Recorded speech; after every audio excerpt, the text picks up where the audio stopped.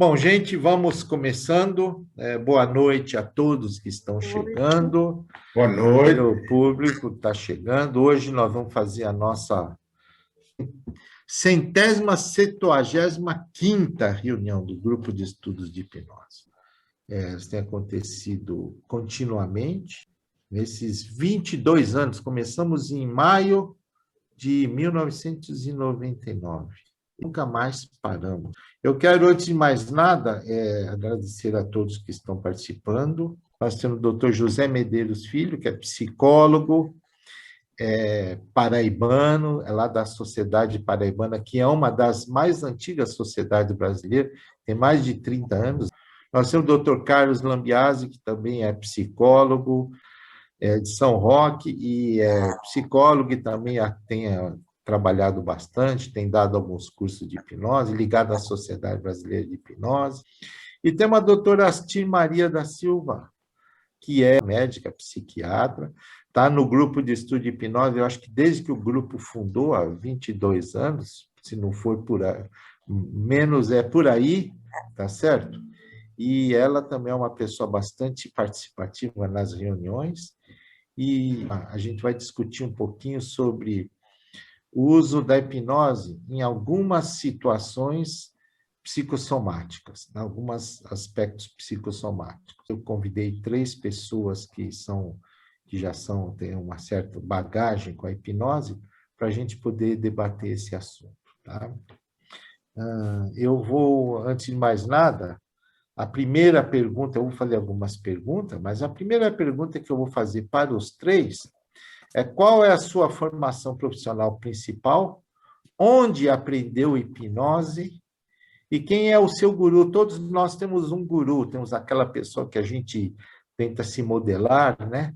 Então, eu gostaria que cada um respondesse inicialmente, quer dizer, quem é o seu guru, qual a sua formação principal e onde aprendeu hipnose, tá? Eu vou começar com o Zé Medeiros, que está o mais distante, tá certo?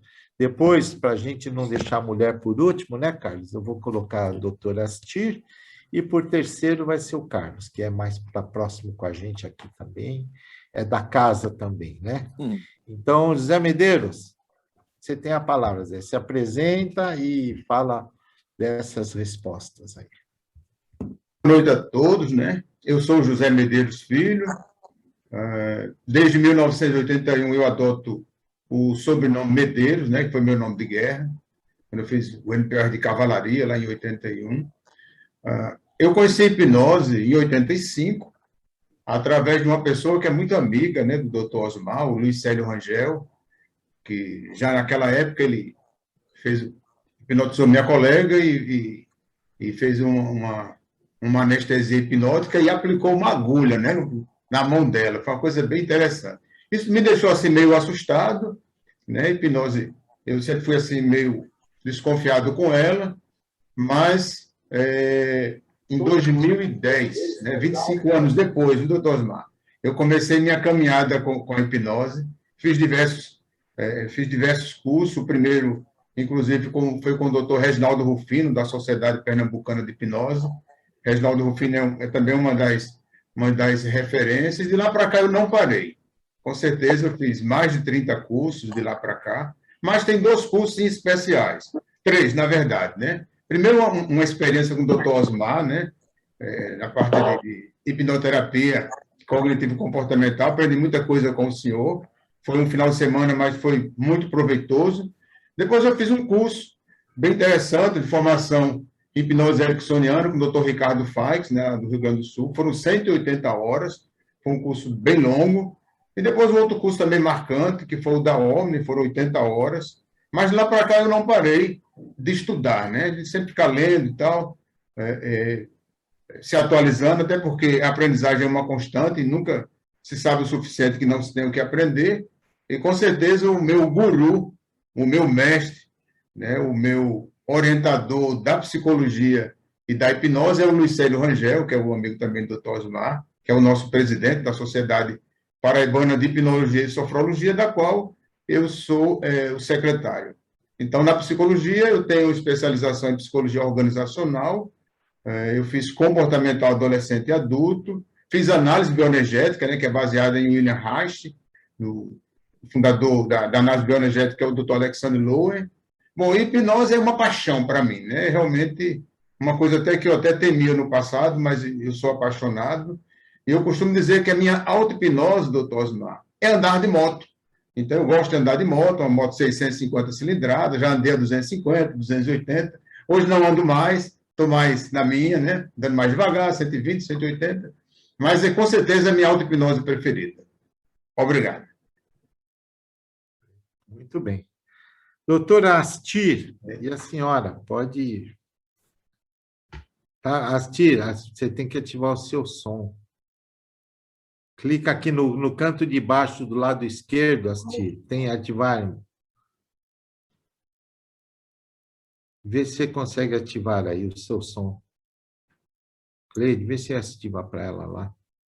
Tem como ativar? Pronto. Não, ainda não está. Peraí. Deixa eu ver se eu ativo aqui. Ativar som. Peraí. Ai, ai, Agora foi? Foi, agora foi, agora foi. É isso aí, assim. Meu nome é Astir, é um nome diferente, mas ele é um nome bíblico, quer dizer Esther, é em árabe. Então, eu sou formada em medicina pela Universidade Federal do Pará, há mais de 43 anos. Depois, naquele tempo, eu queria ser psiquiatra, não tinha especialização por lá, a gente tinha que se deslocar. Eu vim para São Paulo, fiz a minha formação em psiquiatria no Hospital Psiquiátrico de Juqueri, pelo professor Aníbal Silveira, como coordenador, pela Faculdade de Medicina Jundiaí, e Coordenadoria de Saúde Mental do Estado de São Paulo. Foi um grande aproveitamento. Eu entrei naquele Hospital do Juqueri e me apaixonei. E li muitas coisas lá. Então, foi muito importante. Depois, eu fiz curso de psicoterapia de adulto no SED Sapiense. Naquela época, muita gente fazia essa formação.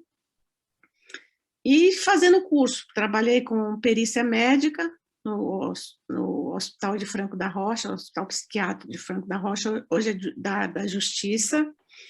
Trabalhei na prefeitura com álcool e droga durante 10 anos. E a minha paixão, como disse o Zé Medeiros, eu sou apaixonada pela hipnose. E a minha paixão começou que um dia eu surpreendi dentro do meu documento a nota promissória assinada por mim, com valor. Eu falei, mas eu nunca assinei nota provisória. Eu tenho que fazer uma regressão para saber o que aconteceu comigo, né? Aí eu comecei eu já tinha isso na cabeça de fazer hipnose. Eu digo, eu vou fazer um curso de hipnose. Aí comecei a procurar e achei o curso no Hospital do Servidor Público Municipal aqui de São Paulo. Eu fui da segunda turma. Eles faziam só o curso básico, a pessoa saía, hipnose. Mas eu cheguei, fiz o curso básico, achei que era muito pouco. Fiquei de novo, a coordenadora, mas eu quero. Aí eles começaram, avançado 1, avançado 2, avançado 3, eu fui ficando até o curso se encerrar. Ele durou 9 anos, esse curso, 9 ou 10 anos. Eu fiquei junto com as coordenadoras, e aí foi quando eu descobri as reuniões do grupo de estudo de hipnose com o Osmar, e comecei a frequentar. E estou até hoje. Então, quanto mais eu faço hipnose, mais apaixonada eu fico. Eu me encontrei. Gosto muito, uso o método. Você tem um guru? Participo. Quem é o seu guru? Meu guru é esse que está na minha frente, é o doutor Osmar Colasso. Eu também. E o Zé Medeiros tem um guru, Zé Medeiros. Quem é o seu guru? O meu guru é o amigo do senhor, é o Luiz Célio Rangel.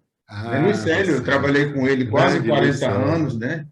Ele me ensinou muita coisa e continua me ensinando.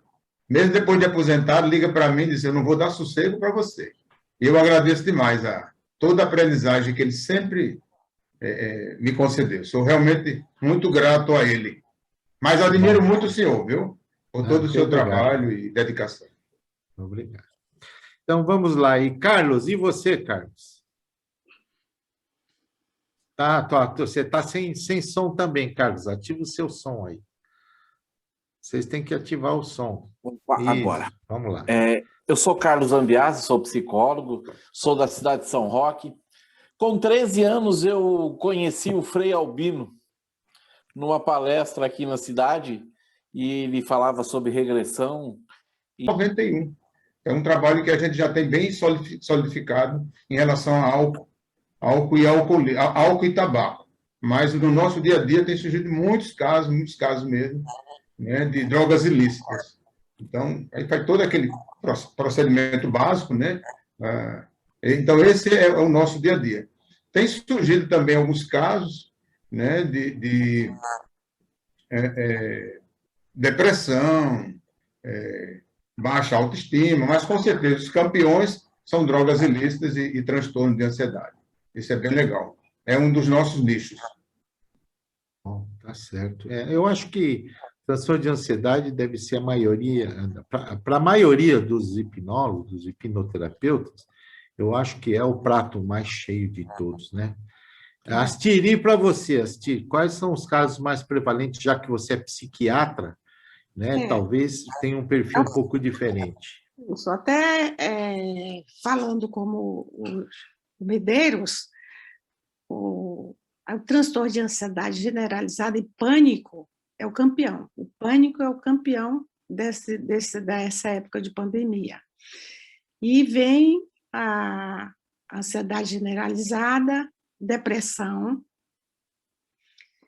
inclusive casos, pessoas que estavam de alta há 10 anos, eu tinha uma paciente que estava há 10 anos que eu tinha dado alta para ela de transtorno do pânico. Ela teve. Então, recrudesceu muito. Aqueles que estavam compensados, descompensaram, aqueles que estavam de alta recaíram, seguido da depressão e até transtornos psicóticos completamente controlados, a pessoa trabalhando normalmente, cuidando da sua vida, dos seus afazeres, de ser afastado do trabalho em função da reagudização de transtornos psicóticos, né? Então, a depressão é muito frequente, mas o campeão é a síndrome do pânico, de todas essas patologias, né? Que tem chegado no consultório. A síndrome do pânico cresceu muito nessa época, é verdade. E para você, Carlos, qual que é o seu dia a dia? Tá sem som.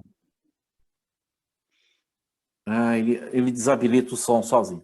O transtorno de ansiedade e a síndrome do pânico.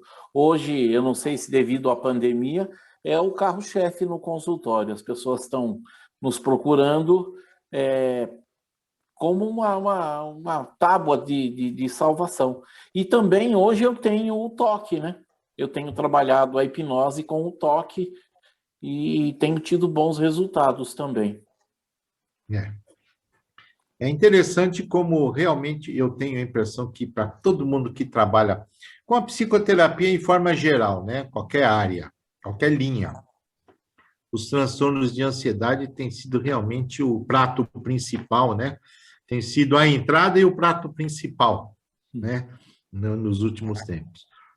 Agora, é interessante que uma das maneiras de alguns transtornos de ansiedade se manifestarem é através das somatizações, não é verdade? Eu lembro que eu aprendi há muitos anos que um professor de psiquiatria que me disse, que aliás era um grande hipnólogo, né? E ele dizia assim, quando a gente está somatizando, ele dizia assim, significa que o nosso inconsciente está querendo avisar para você que alguma coisa não está bem. E muitas vezes, aquele órgão prejudicado que está sentido não é o órgão mais importante da causa, não é a causa mais importante. Mas todos nós temos alguns órgãos mais frágeis, mais alvo, e que muitas vezes são os nossos órgãos alvo para somatizações.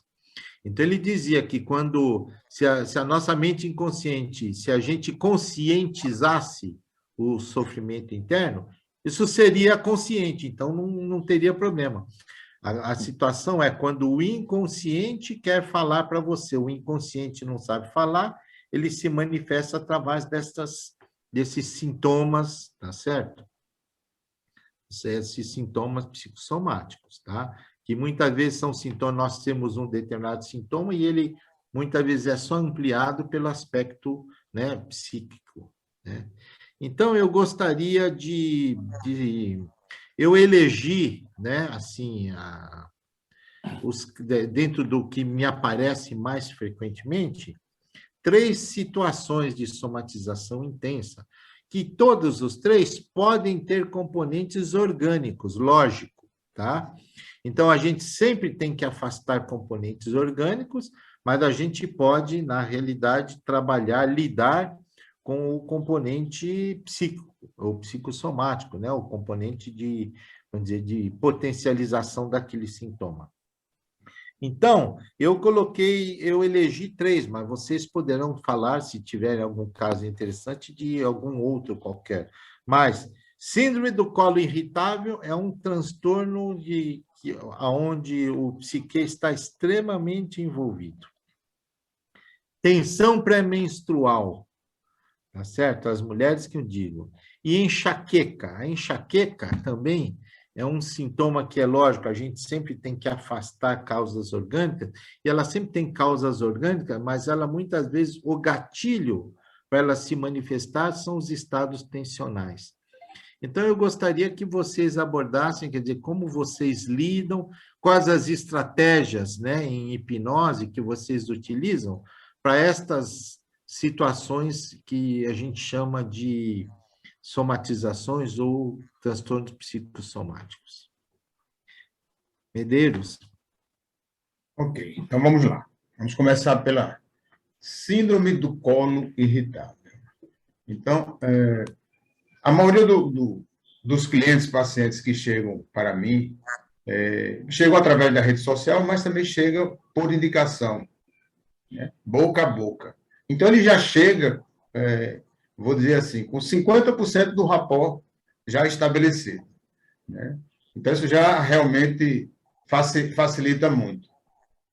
Então, como os demais profissionais, eu faço a anamnese o mais detalhada possível, né? E aí depois eu vou entrar com as questões mais específicas, né? Vou fazer o que eu chamo de uma forma generalizada, análise dos sintomas. Então, eu começo com pergunta do tipo, o que este sintoma, né, te impede? O que esse sintoma te impede? O que esse sintoma te obriga? Como era você antes? Né? O ponto de partida é para a gente ter uma lógica de que, em algum momento, essa somatização começou, e principalmente como estava a vida daquela pessoa naquela época. Então, algo aconteceu, né? Inclusive, se tem uma base bem interessante naquele livro, A Doença como Caminho. Então, eu encaro o sintoma como um caminho, uma trilha para chegar numa possível causa, né? Para chegar no que podemos chamar de evento causador inicial, ou seja, onde tudo começou. Então, a partir daí, claro, havendo uma necessidade, e quase sempre há, por ser uma doença caracterizada por questões físicas, então é indispensável essa parceria com o enterologista, encaminhá-lo para fazer uma avaliação, ver se realmente tem algum achado através do exame físico ou através de exame de imagem, e, claro, não se pode deixar de lado a questão nutricional. Inclusive, um dos participantes é meu filho Jefferson, ele é nutricionista, é um cara que está assim, bastante ativo, né, para exatamente detectar se há alguma incompatibilidade alimentar. Não, essa parte sanada, cabe a mim agora ver o que está acontecendo a nível emocional. Principalmente a parte de irritação, porque essa síndrome, o próprio nome já diz, irritação.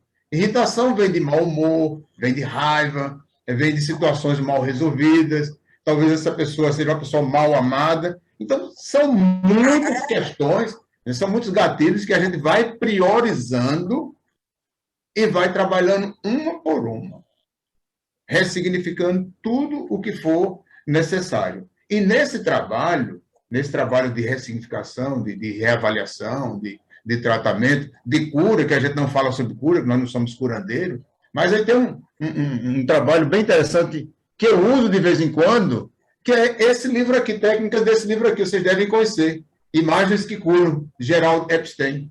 Né? Então, às vezes eu uso alguma técnica, né? Alguma indução, com alguma adaptação, não exatamente como um script básico, mas uma adaptação. E especificamente para a síndrome do intestino irritável, tem uma recomendação que ele fala, que ele recomenda, que é uma técnica chamada dentro-fora, que tem a ver com um riacho. Então, o intestino, ele está, podemos dizer assim, ele está poluído, né? Ele está, não está numa boa, né? Então, ele precisa ser realmente restaurado, ser limpo, e essa é uma técnica bem interessante, dentro e fora. É uma metáfora, né? Bem interessante. Né? Além disso, tem a questão do mau humor, do estresse. Então, nessa anamnese, nós vamos identificar várias questões, e aí vamos trabalhando uma por uma, e o resultado tem sido bem significativo. E, né, eu também tenho usado uma técnica complementar, que acredito que vocês conheçam, o EFT, é uma técnica assim, bem interessante. Inclusive, eu não uso o protocolo básico, que são os 9 pontos, né? A EFT ela se baseia na acupuntura. Eu uso um procedimento de apenas 4 pontos, né? O ponto do karatê, né?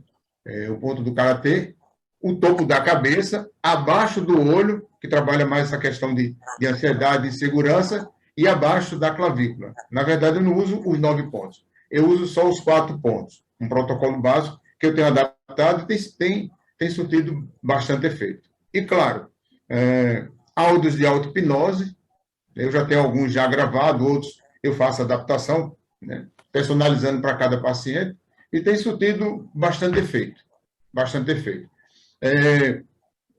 Quando essa síndrome ela vem acompanhada, né, não só com aqueles sintomas básicos, mas quando há dor, então nós vamos fazer um redirecionamento. Né? Existem várias técnicas que vocês conhecem, mas geralmente eu uso a técnica da PNL também. A gente não pode deixar a programação neurolinguística de lado. Então, tem uma técnica, a parte de submodalidade, que é pegar um dos sentidos e fracioná-lo com mais profundidade. Então, se a gente muda a submodalidade, o sintoma, com certeza, ele vai diminuir. Além do mais, tem um outro procedimento que às vezes eu uso, né? Nós já o conhecemos há bastante tempo, né, como corpo astral, mas, na verdade, a gente não usa esse termo. Como eu fiz formação pela Omni, a gente usa outro termo, né, chamado Ultra Height. Então, coloca a pessoa num transe profundo. Vamos usar o coma hipnótico. Essa é uma técnica que eu não faço online, que eu não sou maluco, eu só faço presencial, porque realmente é um transe profundíssimo e pode ter uma catarse, uma aberração. E aí online não dá para contornar, ainda por cima a conexão pode cair. Então, leva o paciente, né, para o Esdeio, que é o coma hipnótico, deixa ele lá, até porque ele estando em Esdeio, nós sabemos que todo o desconforto, em termos de dor, realmente some, mas some mesmo, e a partir do Esdeio a gente faz uma separação, né? Parece meio esdrúxulo, mas a gente sabe que funciona, da mente e do corpo, há uma elevação, e realmente o paciente, o cliente, ele entra num processo de autotratamento ou autocura. A partir daí, a gente ancora ou cria um signo sinal para que ele possa sentir a sensação, não entrar num transe especificamente, mas sentir toda aquela sensação de bem-estar, né? Do fluir da endorfina, realmente amenizar todo e qualquer desconforto. A partir daí, com certeza, ele vai melhorando e a gente vai usando a própria FT, ou se for o caso, regressão, como o colega Carlos aqui deu um exemplo, né, do padre, que ele consegue nós através da regressão, e realmente a gente vai chegar no evento causador inicial, vai chegar realmente na cena, que alguns estudiosos chamam de cena nuclear, quando tudo começou. Porque, na verdade, a gente sabe que as doenças, né, têm um fundo emocional. O próprio Freud já dizia, nada é meramente psíquico, nem nada é meramente somático. Realmente é o somatório dos dois. Passo agora a palavra para o senhor, doutor Osmar. Isso, Depois a gente interessante. Depois a questões. gente fala as outras. Só para a plateia, não sei se todo mundo está acostumado, mas, pelo que eu vi, o Medeiros é da escola do Dave Elman. E o Dave Elman, ele classifica, né, os estados de profundidade, e tem um estado chamado estado Esdaile, né, assim que se escreve, Esdaile, que é uma hipnose chamada hipnose muito profunda. É um estado extremamente profundo, que alguns chamam de coma Esdaile, quer dizer, existem vários nomes para isso aí, que nada mais é do que para a gente dar o estado, a hipnose num estado bem profundo, né? E na realidade, dizem, né, que era esse estado esdeio que se usava antigamente nos sonos do templo.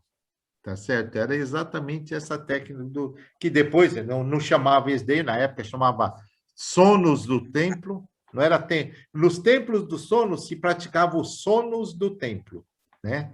E que era, na realidade, muitos falam que era esse estado esdeio, que era profundamente curativo. Bom, mas vamos ver como é que a Astir lida com isso. Astir, como é que você lida? Vamos começar como já que ele fez, dividiu em síndrome do colo irritável. Depois a gente vê as outras. Tá bom. Então, Shakespeare falava que meu corpo é um jardim e a minha vontade é o jardineiro. Então, o corpo fala, o corpo traz mensagem.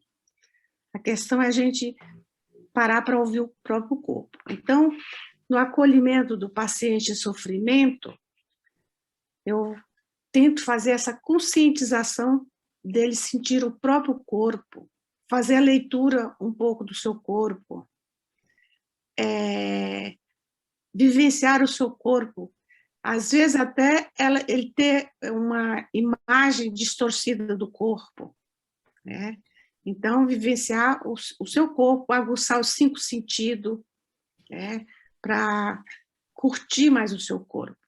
Porque tem vezes que aquele corpo parece que não pertence. Então, a dor não fica bem clara, essas coisas. Até voltando um exemplo de uma pessoa que fez uma gastroplastia para emagrecer e não se apropriou da imagem daquele corpo. E foi somatizando e voltou a ganhar peso. Então, a coisa de botar o cliente para ver, olha, se eu estou calmo, eu estou com saliva, se eu levo um susto, meu coração dispara. Essas pequenas coisas dele e se apropriando dessas pequenas coisas simples e fazendo essa leitura simples da mensagem do corpo, até chegar nas mais, repensar umas coisas mais complexas, como da síndrome do colo irritável. Então, a anamnese detalhada, como o Medeiros fez, o acolhimento, vendo as próprias palavras que ele coloca, até para construir as metáforas posteriormente, né, as palavras que ele explica como é essa dor, onde é que ela se irradia, para onde, fazer as perguntas, quando começou, com a primeira vez, que outras situações apareceram, em que situações ele se sentiu bem, o que aconteceu na vida que ele passou um tempo bem, e o que aconteceu na vida que ele teve mais sofrimento, até para pegar os gatilhos desencadeadores da crise ou da melhora, né? Então, fazer com que ele se aproprie do seu corpo, dos seus sentimentos, né? E faça a leitura das coisas mais simples. Se eu estou envergonhada, eu fico vermelho de vergonha, mas eu não estou com nenhuma febre. Então, sentir o corpo para fazer esses links e aprender a lidar com o seu próprio corpo, fazer o seu acolhimento, autoacolhimento do seu corpo. Que mensagem o meu corpo quer dizer? O que a minha mente inconsciente, que recado ela está trazendo para mim nesse momento, e que eu não estou sabendo lidar, né? Fazer os exercícios de relaxamento, de respiração, né? Que é muito importante, a inspiração que é oxigênio, que é saúde, que é paz, que é harmonia, e a expiração que joga para fora os sentimentos negativos, junto com o CO2, que é útil para a fotossíntese das plantas, fazer ele se sentir que ele está integrado ao cosmos, ao meio ambiente, e chegando na queixa principal de todas as reflexões, até para ajudar ele a se descontrair e se ver livre da dor, levar a trânsito, lugar seguro, fortalecimento de ego, levar para uma fonte de água cristalina, com águas que têm poderes de cura e de limpeza, fazer ele limpar todo aquele órgão dele, desintoxicar, tirar toda a sujeira que faz produzir aquele mal-estar, aquele incômodo, desintoxicar, tirar o processo inflamatório. Ele, aos poucos, vai fazendo e sentindo que aquilo vai ficando uma situação de conforto, o desconforto dá lugar para o conforto, ele vai ficando relaxado, até ele ver aquela parte do seu intestino, do seu corpo, se ver aliviado dos sintomas e voltar à normalidade, à cor, com o trânsito normal, que a sujeira vai embora através do orifício do ânus, fazer a limpeza completa do seu aparelho digestivo, da boca até o ânus, e ele se sentir confortável para aliviar a dor, o sintoma. E, posteriormente, outra sessão, ir atrás da causa, a cura, que é esse boto na linha de regressão de memória, colocando na linha da vida, ele olhando quando em transe hipnótico, quando foi a primeira vez que ele sentiu aquele incômodo. Ver qual a cena, ressignificar a cena, fazer ele acolher ele mesmo, né? Ele com a sua mente de hoje, acolher ele próprio naquela situação de penúria, de fragilidade, que ele passou por um trauma, por um sofrimento maior, ele acolher e dar colo, né? dar sustentação. Depois que ele acolheu, ficou tranquilo, ele trazer ele que é ele mesmo, tranquilo, sereno, seguro, e colocar, às vezes eu faço ele diminuir de tamanho, do tamanho do estátua, depois de um tamanho de um ponto, e botar dentro do coração, ele agora já acolhido, sereno, seguro, sem mal-estar nenhum, e fazer crescer do tamanho do coração e fazê-lo crescer do tamanho que ele é no momento, trazendo ele seguro, sereno e compreendendo o que lhe aconteceu. E muitas vezes essa linha do tempo traz mais de um episódio. Às vezes a linha do tempo traz 2 episódios, 3, ele não tem uma ordem cronológica. Acho que a ordem talvez seja pelo sofrimento emocional. E ele se acolhendo, colocando ele sereno e seguro dentro dele mesmo, ele tem a cura. É uma das técnicas que eu uso dessa terapia de regressão de memória. Tanto no síndrome do colo irritável, como no pânico é muito bom, porque o pânico são sucessões de traumas. Eu uso muito, tenho usado muito nessa pandemia a técnica de regressão de memória, acolhimento dele mesmo. No sofrimento, ele crescendo, ficando forte, e entendendo aquilo e se vendo livre do sofrimento. Tá bom. Então, tá bem, interessante. A gente está vendo maneiras... Quer dizer, na realidade, todos terminam chegando a um lugar comum, né? Mas é interessante a gente ver as estratégias. Depois, no final, eu falo rapidinho a minha, só para a gente ter um referencial a mais também, né?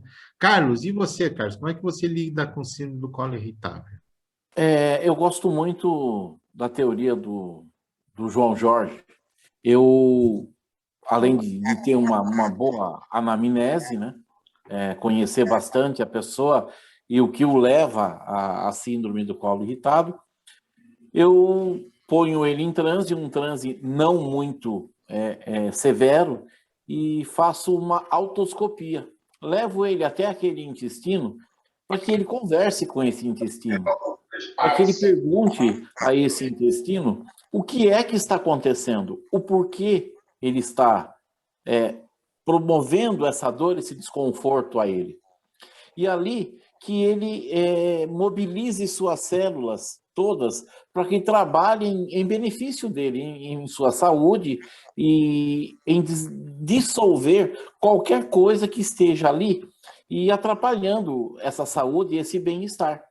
E que aquele intestino passe a correr como um rio, que ele flua livre e solto, e ponham ali um signo sinal, para que toda vez que ele se vê numa situação X, que o seu intestino seja liberado e liberte ele de todas as toxinas que estão dentro do seu corpo. E é um processo assim, eu tenho essa simplicidade desta técnica que eu aprendi com o professor João Jorge. Legal. Eu gosto muito. Eu acho que a autoscopia é uma grande exatamente esse livro aí, Zé Medeiros. A autoscopia é uma grande estratégia para isso. Eu vejo o seguinte: todas as situações de transtornos de ansiedade, eu acho que a gente precisa ter um sistema, que é uma primeira coisa que eu gosto de ensinar para o paciente, além de fazer uma anamnese profundo e tentar ver se o paciente simboliza, eu procuro sempre fazer o paciente simbolizar com as palavras dele como ele entende, o que ele acha que está acontecendo. Ele simboliza aquilo e eu deixo aquilo de lado, né? Aquele simbólico dele. Eu sempre faço algumas sessões para ensiná-lo técnicas de gerenciamento de estresse e de ansiedade, porque eu acho que esse é fundamental. Toda pessoa que tem transtorno de ansiedade, ela tem uma ansiedade de base que, se a gente começar a mexer por ali, já começa a ter seus benefícios.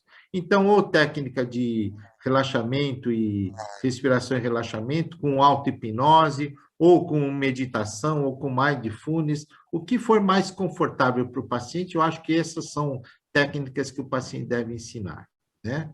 E assim, sendo objetivo, né, que aqui todos estão sendo objetivo, né, então indo direto à técnica, né? Eu gosto muito de usar a autoscopia. Eu faço muito autoscopia sempre utilizando a experiência imaginária, quer dizer, o modelo imaginário simbólico que o paciente trouxe, não é verdade? E aí a gente utiliza essa experiência imaginária dele dentro de uma sistemática de autoscópica, não só para fazer uma limpeza, fazendo de conta que ele... Eu uso muito uma estratégia que eu vou contar para vocês, que é imaginar uma luzinha azul no meio da testa, que é uma luzinha só, ela é subjetiva, ela não é física, não tem o corpo físico, é só luz. E eu faço ele imaginar que essa luz vai e entra, através do nariz ou da boca, entra para dentro do corpo, e a partir daí ela começa a andar pelo corpo, e aquela luzinha azul chega piscando no local onde ele está, e de acordo com a experiência simbólica que ele trouxe, eu utilizo essa luz azul para modificar aquela experiência simbólica, né? O Medeiros falou uma coisa interessante, que ele falou modificando as submodalidades da PNL, né? E a PNL, nós não podemos esquecer que submodalidade é o tempero das experiências. Qualquer que seja a sua experiência, ela tem a sua submodalidade. Se você modifica a submodalidade, você está modificando o tempero daquela experiência e daquelas sensações, ou sofrimentos, ou o que quer que seja, que significa aquela experiência, e a partir daí você consegue ter modificações e resultados diferentes dentro daquele processo, né? Aquela intervenção. Eu acho bem interessante, todos os três, na realidade, terminam utilizando de alguma maneira a experiência imaginária, e a experiência imaginária, eu gosto muito desse livro que o Medeiros mostrou, tá? porque essas imagens que curam são modelos interessantes para a gente não usar especificamente igual está ali, a gente modificar e adaptar de acordo com essa experiência imaginária que o paciente trouxe, né? Eu acho bem interessante isso. Agora nós vamos para uma coisa um pouco mais feminina, que é muito comum, né, na nossa vida, que é, eu como ginecologista pego muito isso, e eu nem falava que estava usando, trabalhar mais com orientação de PNL, mas eu quero ver como vocês trabalham com a TPM, atenção pré-menstrual. Vamos lá, Medeiros, você primeiro. Isso. Então, doutor Osmar, eu quero até fazer um pequeno complemento sobre a síndrome do intestino irritável, é que tem uma intuição da Teresa Robles que é bem interessante, que são feridas profundas. Então, o intestino está bem, né, bem irritado. Então, quando se faz a limpeza dessas feridas, né, fazendo uma analogia com os animais que lambem suas feridas, aquela coisa toda, né, a gente chega às feridas emocionais, né, que tem a ver com rejeição, uma série de outras coisas. Então, aí mais ou menos complementa. Mas aí, indo para muito comum. Para a TPM, né, essa é uma questão que eu vejo também assim como uma dificuldade com o feminino, né? Não no sentido machista da coisa, mas teoricamente há uma, podemos dizer assim, uma crença de que as mulheres elas nasceram para procriar. Então, às vezes essa mulher ela entra num relacionamento, né? E esse relacionamento, o seu companheiro não tem interesse que isso aconteça. Isso eu já atendi várias pessoas, várias senhoras, né, ou senhoritas, né, que namoraram um bom tempo, passaram por todo aquele processo, né, de acolhimento e tal, de namoro, de noivado, casado. Então, se imagina que quando o casal já está com mais ou menos 2 anos, 3 anos, vamos ter filhos. E aí, quando começa essa negociação, né, a esposa descobre que o companheiro não quer ter filho. Não quero ter filho. Então, esse é um processo que se complica um pouco, né? E isso faz com que todo aquele desconforto, as dores, né? As questões também emocionais que estão bem submersas ao longo do tempo, ao longo dos dias, e quando a TPM chega, vem todo aquele processo, né? Que não é o momento da gente descrever em detalhes, mas eles afloram, né? Então, eu já tive, não que eu seja descasador de casal, mas pelo menos nesses últimos 5 anos, 2 casamentos foram desfeitos, né? Porque se concluiu, não houve negociação, não houve acordo da parte do companheiro, e a esposa queria ter filho, e vem toda aquela frustração, né? Vai chegando a TPM, tudo complica, aí vem a menstruação, a queda do endométrio. Volta tudo a estaca zero e nada de fecundação, nada de menino negociado e sendo gerado, né? Então, causa realmente uma frustração muito, muito, muito grande mesmo, né? E para esses casos assim em especial, até porque quem está com TPM, né, tem realmente, principalmente o desconforto da dor. E aí eu tenho um relato para fazer da minha esposa, né? A Érica, ela é engenheira, né? Ela é totalmente dominada pelo hemisfério cerebral pré-frontal esquerdo, ou seja, totalmente racional, e eu me surpreendi com ela um dia desse. Então, quando eu ministro os cursos que ela está, né? Ela participa do processo, ela entra em transe, mas realmente ela é muito resistente. E uma certa vez ela estava num desconforto muito grande, e eu me lembrei que eu sou autodidata em Shiatsu Doin. Então, eu fui lá e apliquei o IG4, né? Que é o ponto que trabalha exatamente a dor, de uma forma geral. E, para minha surpresa, quando eu apliquei, que fica exatamente aqui na confluência do polegar com o indicador, exatamente nesse canto aqui, né? Nesse ponto, os dedos dela, o indicador e o polegar, se juntaram. Daí, tudo bem, eu jamais ia pensar que tinha colado. Mas aí eu me surpreendi, doutor Osmar. Certa vez eu estava em São Paulo, fazendo um curso, e ela ligou para mim: amor, estou precisando da sua ajuda. Eu disse: o que foi? Ela disse: descole meu polegar do indicador, ele está colado. Ela estava andando dentro de casa com o dedo colado, não conseguia descolar. Né? Então, eu realmente me surpreendi. Então, quando ela está com TPM, pessoal, eu chego junto dela, aperto a mão e imediatamente eu, tipo, quebra de padrão. Eu pego a mão dela e aperto o G4, e tiro minha mão, os dedos dela ficam colados. Aí eu vou, colo o outro, depois colo a mão, ela cola tudo. É bem interessante. E, claro, enquanto ela está nessa sensação, todo e qualquer desconforto realmente vai embora. Né? Claro que, além disso, né, eu uso outras induções, né? Como eu tenho formação ericksoniana, mas eu sou muito, podemos dizer assim, contaminado pela clássica, eu entro no jogo de cintura, né? E aí ela entra no transe, sim. Então, quando eu vou fazer, tipo assim, coloco, no caso do consultório, né? Nós vamos entrar no controle da dor, especificamente, né? Existem várias técnicas, vários protocolos, né? Como, sei lá, luva hipnótica, balde de gelo, alguma coisa assim, mas principalmente quando a paciente ela entra num transe de leve para moderado, não precisa mais do que isso. Né? E como eu sou, como o próprio doutor Osmar disse, da escola de Devielma, né? A parte inicial da indução de Devielma, que são os olhos colados. Então, geralmente a pessoa cola logo os olhos. E às vezes não precisa mais do que isso. Né? Olhos colados, enquanto os olhos estão colados, todo e qualquer outro desconforto vai se diluindo. E, claro, a pessoa não vai entrar num transe como esse em qualquer local. Né? Mas, mesmo assim, como o colega Carlos falou, se instala um sinal, por exemplo, e aí a gente traz a sensação de relaxamento, né? e de conforto. E, claro, para questões também como essa, né, existem várias induções ericksonianas que são bem interessantes. Uma, novamente, da Teresa Robles, né, que é a indução dos solos férteis, que tem a ver com o campo de futebol. Né? Então, enquanto os jogadores estão lá jogando, o campo realmente fica todo ferido, mas aí depois ele precisa ser tratado, ele precisa ser acolhido, ele precisa ser aguado.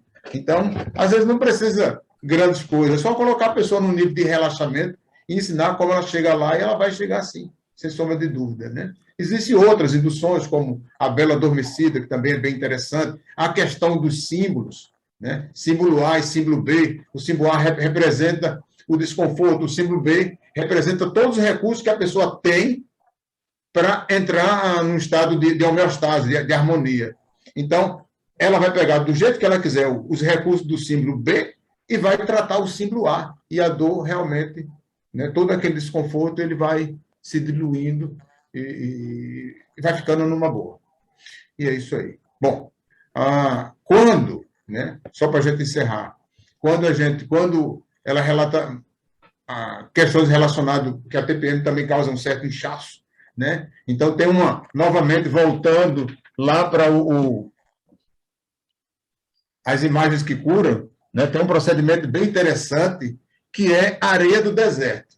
Mas se a pessoa morar, claro, numa área litorânea, ainda fica mais fácil. Se não for, também tudo bem, vamos trabalhar pela imaginação, porque o cérebro não distingue o que é real do imaginário. Então, a pessoa entra num transe leve para moderado, se imagina realmente coberto de areia do deserto, e essa areia, ela aquece, ela é aquecida. E a gente sabe muito bem, até porque eu recomendo às vezes para minha esposa, quando ela está reclamando, né, de desconfortos menstruais, uma compressa, por exemplo, de água morna, ou de uma toalha aquecida, e realmente a dor diminui significativamente. Então, essa é uma técnica da areia do deserto bem interessante, né, que é descrita no livro de imagens que cura, que às vezes eu uso.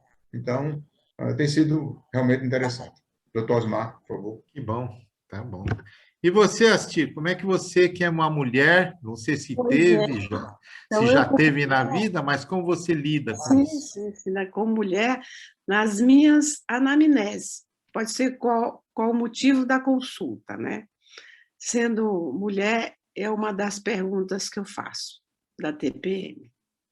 Né? Sempre eu pergunto e procuro esclarecer quanto tempo dura, como é que ela se sente os seios túrgidos, a barriga inchada, se tem edema, se tem irritabilidade. Irritabilidade é queixa mais comum. Irritabilidade e, com a mulher mais jovem, seios túrgidos. E pergunto o que ela faz, qual a conduta que ela adota para melhorar sua TPM, algumas falam alguma coisa, outra. Eu falo da atividade física importante, para liberar endorfina, liberar serotonina, dopamina, da comida sem muito tempero, com pouco sal, de evitar refrigerante, essas coisas que Cafeína, chocolate. Coisas tudo, chocolate, Coca-Cola. Então, eu faço essa limpeza, essa semeadura da paciente. Tem algumas pacientes que têm realmente a depressão na síndrome pré-menstrual. Ela tem um processo depressivo mesmo, irritabilidade, alteração do sono. E quando tem necessidade de medicar, eu medico com antidepressivo, né? Eu gosto muito da fluoxetina, que é um antidepressivo que ela desincha um pouco. E não há necessidade dela, se ela tem só essa depressão, essa irritabilidade, só realmente na tensão pré-menstrual, não há necessidade dela ficar tomando o tempo todo. Ela toma apenas uma semana, 10 dias antes da menstruação, que ela se vê muito bem, confortável e desaparece. Existia, não sei se ainda existe ainda, tinha uma apresentação da fluoxetina de liberação lenta, que via só quatro cápsulas na caixa, que ela tomava uma por mês, uma caixa dava para 4 meses. Eu tomava uma cápsula só e ela tem mini esfera dentro dela que ia liberando aos poucos. Né? Acho que essa apresentação, mas eu oriento a tomar 10 dias antes um comprimido ou as gotinhas, porque tem em gotas, dá um bom resultado. Outro antidepressivo que dá resultado é a serotonina. Sertralina. A sertralina dá, mas tem outra também que dá. A sertralina ela é boa porque ela não tem tanto efeito anticolinérgico, não resseca as mucosas. É a do Pondera, qual que é o sal, esqueci. Mas essa, ela às vezes, ela retém mais líquido no corpo e pode cooperar com o peso, que nenhuma mulher quer aumento de peso, todo mundo quer ser esbelta, né? E aí eu faço esse apanhado que o Medeiro fez, da correlação do convívio dela, as questões de ordem, a sua harmonia no casamento, o seu desejo. A gente faz essa sondagem, até para esclarecer alguma coisa. E uma das técnicas que se usa, eu uso um pouco até tirada da TVP, Terapia de Trajetória de Vida, do Mário Simons, e como é que é o nome? Lá de Minas. Marbrisa, né? Marisa, é isso. Marbrisa. Então, é uma técnica, a gente põe a paciente em transe, conversa, relaxa, fortalecimento de ego, e manda ela pegar com a sua mão não dominante, né, aquilo que representa TPM, como se fosse uma erva daninha, ela arrancar, como se fosse um jardim, ela arrancar tudo aquilo com a sua mão, se ela destra, pega com a mão esquerda, arrancar e colocar na sua mão, e tudo aquilo que representa a TPM, que dá aquele incômodo para ela, vai ficar leve. E ela coloca numa altura que dê para ela dar um grande soco com a mão direita, a mão dominante, que tem mais força, dá um soco naquele objeto, e ela põe dentro do baldinho. O baldinho está escrito reciclagem. Aliás, ela tira aquela erva daninha e põe dentro do baldinho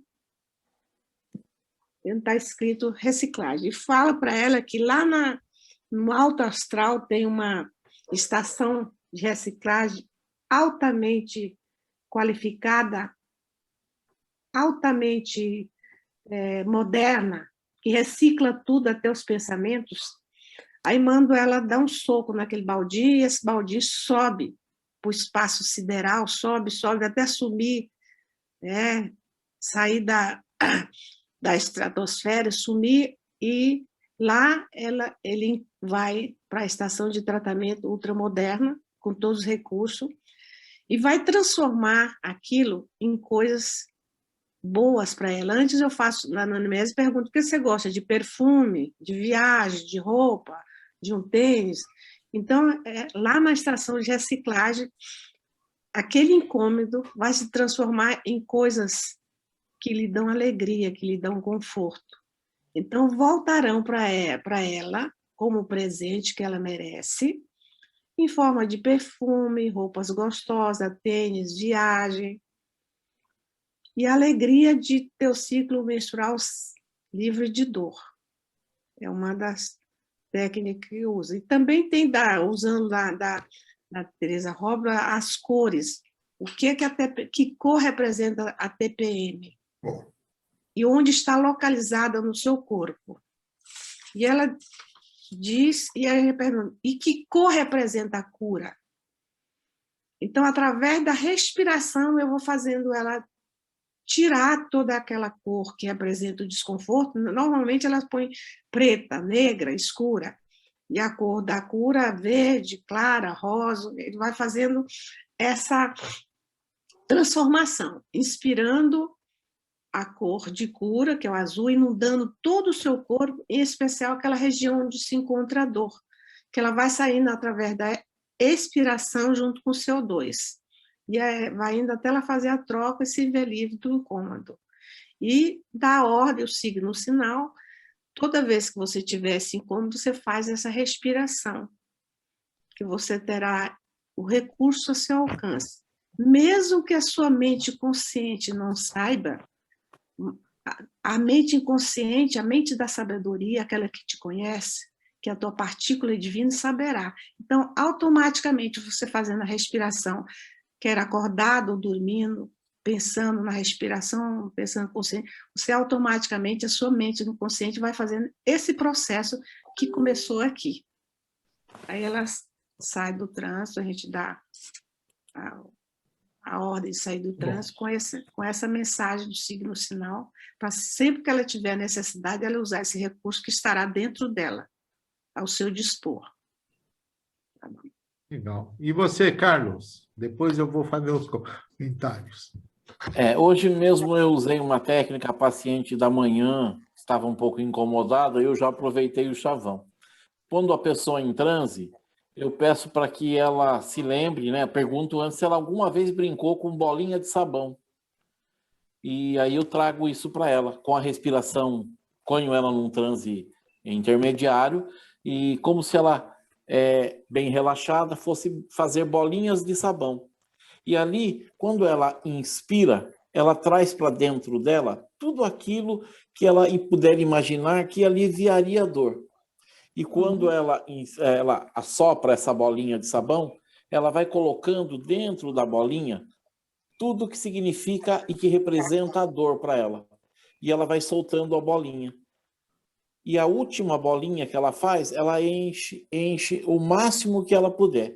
E ela solta essa bolinha e vai acompanhando todas as bolinhas, inclusive essa bolinha maior, que vai subindo com toda a dor, com todo o desconforto dela, e ela vai se perdendo até o momento que ela não consegue enxergar mais a bolinha. E, olha, hoje foi assim impressionante ela dizer para mim: nossa, a dor sumiu, o desconforto sumiu. Não me detenho muito assim em explicar a técnica, porque ela é muito simples, né?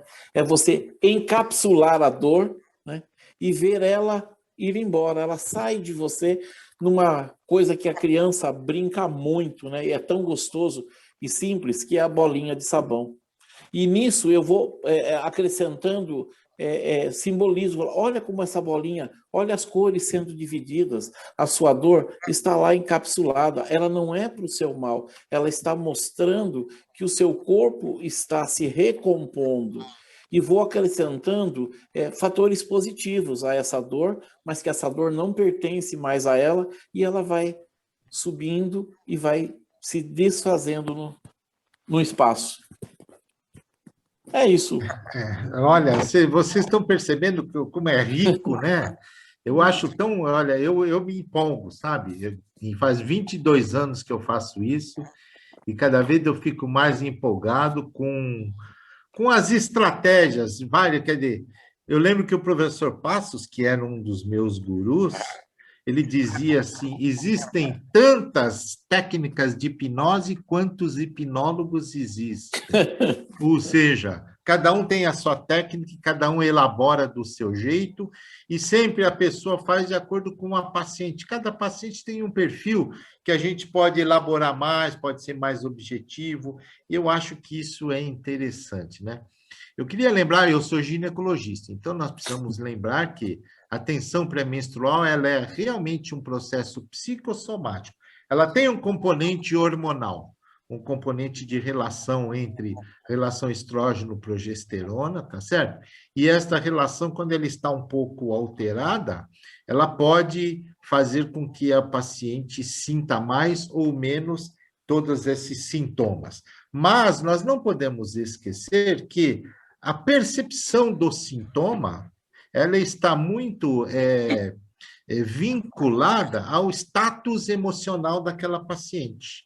A capacidade que ela tem de suportar, a resiliência dela e um monte de outras situações, o nível de estresse dela, o nível de ansiedade. Então, realmente, existem situações, gente, que são graves, que a gente chama transtorno disfórico menstrual. Este transtorno disfórico menstrual é uma situação grave onde muitas pacientes podem chegar a situações de assassinatos, de agressão, tá certo? De perda de controle, tá certo? E pode ter até surtos psicóticos dentro desta situação, desse transtorno distórico.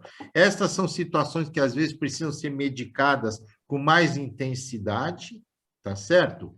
Dependendo da situação, tá? Só para lembrar, Asti, o Pondera é a paroxetina. Paroxetina. Então, às vezes, falar um pouquinho, só um pouquinho, junto com essa sua fala aí. Eu falo para a paciente que, assim como ela fica com o seio túrgido, inchado, a barriga, às vezes até a perna tem edema. Falei, esse edema no corpo todo, assim como você fica o seio túrgido, dolorido, inchado, o cérebro também incha. Exatamente. Então, por isso que você fica irritada. Não é a condução fica maior, a condução fica maior. Então, você tem que... Às vezes, tem umas que precisa tomar até diurético. Né? Exatamente. E essa da tensão são poucas, são só 3% das pacientes com TPM que tem essa forma grave, que há disfunção social, atrapalha o trabalho, atrapalha o relacionamento, tem casais que separam porque o marido não suporta. Não vê eles brincando, você está na TPM, né? É uma brincadeira que tem um fundo de verdade. Então, atrapalha o trabalho, perdeu o emprego por causa de um temperamento descontrolado, né? Uma disforia fora do normal, é um comportamento antissocial, é agressivo. Existe. Exatamente. Exatamente. Então, era isso que eu queria lembrar, quer dizer, existem níveis, né? Existe aquele transtorno leve que a mulher tem, quando ela está bem com a sua sexualidade, ela está bem com a vida, ela está de bem com tudo, essa mulher sofre pouco, como o Medeiros comentou. Se ela está bem com a vida, tal, a resiliência dela para este sintoma é muito maior, ela tem uma capacidade de suportar, ela até brinca ela mesma com o sintoma dela. Dependendo do nível de estresse, do nível de pressão que esta pessoa está tendo, que esta mulher está tendo, né? E dependendo, isso está muito ligado a um fator biológico pessoal também, né? Uma sensibilidade biológica. Dependendo de como ele está, ela pode precisar de situações mais, né, de intervenções complexas, como a ajuda não só de medicamentos, quanto a psicoterapia de apoio. Eu acho que todos vocês apresentaram formas interessantes, tá certo? Onde entra a psicoeducação, que é fundamental, ela entender por que ela tem isso, tá certo? Ela entender, fazer a psicoeducação, eventualmente fazer uso de medicação, e terceiro, a psicoterapia de apoio, aonde a gente vai usar técnicas de diminuição, gerenciamento de ansiedade e de estresse, que é relaxamento, respiração, auto-hipnose, meditação, mindfulness, o que quiser. Isso ajuda muito, porque faz com que a resposta dela seja menor, né? E todas essas técnicas que vocês apresentaram, todas elas são bem interessantes. E eu quero lembrar para quem acha que, às vezes, isso que a Cir falou, quando você faz, você elabora muito, tal. Eu lembro que eu aprendi com um grande hipnólogo que me ensinou uma coisa, o seguinte: quanto mais absurda, quanto mais louca as experiências imaginárias, quanto mais absurdas, mais potentes elas são. É quase a mesma coisa que apelido. Não é verdade? A gente muitas vezes não lembra o nome da pessoa, mas lembra tranquilamente dos apelidos. Então, eu acho que essa elaboração, que muitas vezes é interessante, vai fazendo com que a paciente vai se aprofundando, à medida que ela está se focalizando em todo esse trabalho criativo dessa experiência imaginária. Eu acho que é muito legal, e vocês estão vendo, né, todas as escolas, a escola da imagética, que o Medeiros falou, a história da ansiedade, essa história da bolinha de sabão. Quem gosta muito de falar dela é a Magda, né? A Magda Pearson, parece que o pai dela que fazia isso aí, que era hipnólogo também. E essa história elaborada da Astina é uma história bem elaborada, que foi criada provavelmente por ela, mas que é uma história que, quanto mais elaborada, mais o paciente vai se aprofundando, né? Eu acho que é bacana. Agora, vamos falar da última, né? Da última situação para hoje, tá? Que é a enxaqueca. A enxaqueca, que é uma doença que ela tem desde primária a secundária, ela tem fatores orgânicos e psicogênicos muito bem reconhecidos, né? E eu quero que vocês falem como é que cada um trabalha sob o ponto de vista de hipnose, de essas técnicas, né? De estados modificados de consciência, lembrando que, obviamente, todos vocês vão se apoiar antes disso numa avaliação neurológica, que essas pacientes, quando chegam para a gente, já passaram em 500 neurologistas, elas já sabem tudo o que tem, ou seja, isso aí faz parte do princípio que elas já fizeram toda essa pesquisa pré-terapêutica, né? Então, vamos lá, Zé Medeiros, você. Isso. E ainda diz assim, olha, o senhor vai ser a minha solução. Exatamente. É a pressão, né? É a pressão. Já passou por todo mundo, né? Mas quer que a gente mostre um resultado. E o interessante, doutor Osmar e os demais colegas, é que estes assuntos que estamos conversando agora tem tudo também a ver com crença limitante. Olha, eu já sofro do colo há muito tempo, acho que tem jeito não, né? E essa TPM que já me acompanha há tanto tempo. E agora vem a enxaqueca. Então, a gente encontra logo essa história da crença limitante, e aí eu gosto, quando eu percebo isso, né, depois de todo aquele procedimento que a gente não vai mais falar, né, o procedimento inicial, desmanchar essa crença limitante. A doutora Astir, na técnica dela, ela faz algo parecido com o switch, viu, doutor Osmar? Quando ela fala em bater, né, tem a ver com o switch. O switch é uma técnica da PNL que é muito boa realmente para ressignificar crença limitante. O mapeamento cruzado é show de bola, entendeu? Tipo assim, não vai ter mais jeito, né? Isso já me acompanha há tantos anos, nem sei se o senhor vai me ajudar, né? Isso aqui é clássico, isso é uma crença limitante. Então, a gente começa dizendo, costumava acreditar. Às vezes, eu até mostro assim a mão, eu pego um papel A4, eu corto no meio, né? E escrevo o nome, costumava acreditar, e mostro a pessoa. E digo para ela assim, você costumava acreditar em quê?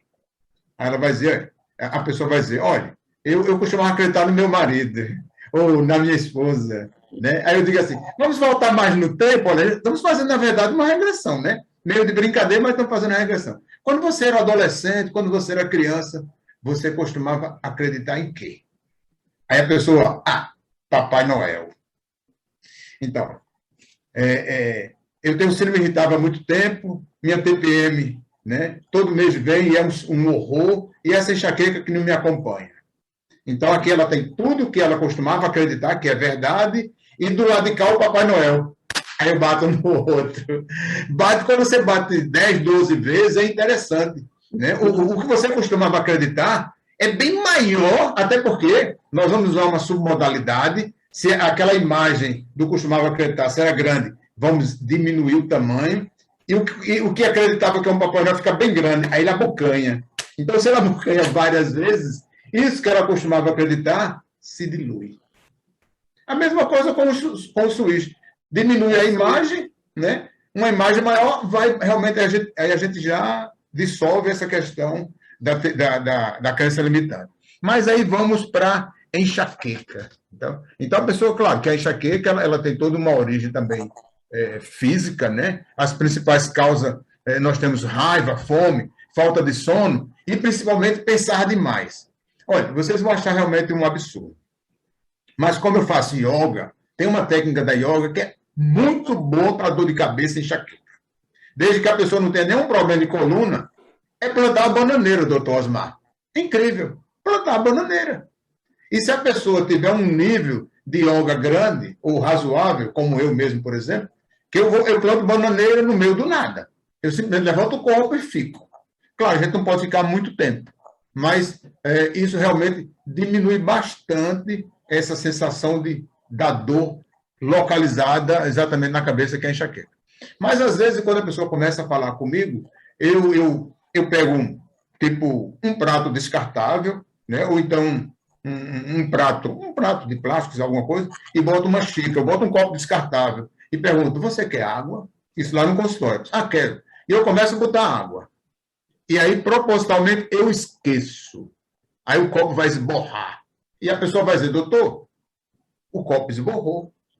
Eu já estou trabalhando uma metáfora, né? Chamado exatamente a xícara da água ou a xícara de chá. Eu já estou trabalhando uma metáfora. Aí derrama. E a pessoa diz, olha, está derramando. Aí eu disse, está derramando.